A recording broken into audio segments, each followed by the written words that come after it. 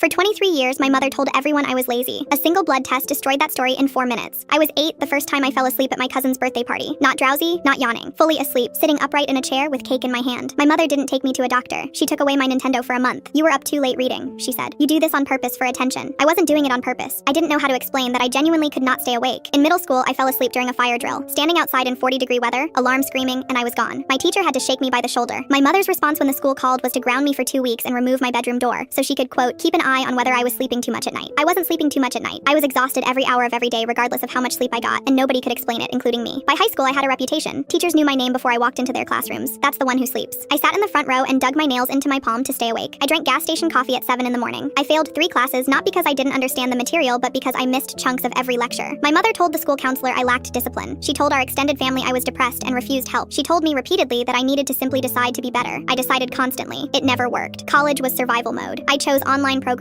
where I could pause and rewind lectures. I graduated in 5 years instead of 4, and my mother brought that up at every family dinner like it was evidence of something shameful. Your cousin finished in 3.5 years. She applied herself. I had no response because I didn't have a better explanation than she did. I just thought I was broken in some way that didn't have a name. I was 23 and home for Thanksgiving when my uncle's girlfriend, Sandra, sat across from me at dinner. Sandra was a physician's assistant, and she'd met me exactly twice before. About 40 minutes in, she put down her fork and looked at me with a focused, clinical expression that made me uncomfortable. You've fallen asleep 3 times since we sat down, she said. Not drifting, full sleep. Do you know you're doing it? Everyone got quiet. My mother started to say something about how I never took care of myself, and Sandra held up one hand without looking at her. She asked me a series of questions. Did I experience sudden muscle weakness when I laughed hard or got surprised? Did I sometimes feel paralyzed right before falling asleep? Did I have vivid, sometimes terrifying dreams the moment I closed my eyes? Yes, yes, yes, my entire life, yes. Sandra looked at my mother with an expression I will never forget as long as I live. It was not angry. It was something colder than anger. It was the face of someone doing arithmetic and arriving at a number that disgusted them. Your daughter has classic symptoms of narcolepsy, she said. Textbook. This isn't laziness. This is a neurological condition. Her brain does not regulate sleep cycles the way yours does. It has likely been this way since childhood. My mother said that seemed like a stretch. Sandra said the falling asleep at inappropriate moments, the inability to correct it with willpower, the social consequences, the academic struggles, every single thing you've interpreted as a character flaw for 23 years has a diagnosis, and it's treatable. The table was completely silent. My grandmother was staring at my mother. My uncle was staring at his plate. My mother said, well, we didn't know. Sandra said, she's been telling you something was wrong since she was a child. You chose an explanation that made it her fault. I didn't cry until I was in Sandra's car on the way to urgent care, where she personally arranged for my referral. I had a formal diagnosis 11 days later. I started medication 6 weeks after that. The 3rd morning I woke up actually rested. I lay in bed and cried for an hour. 23 years. That's how long I believed I was the problem.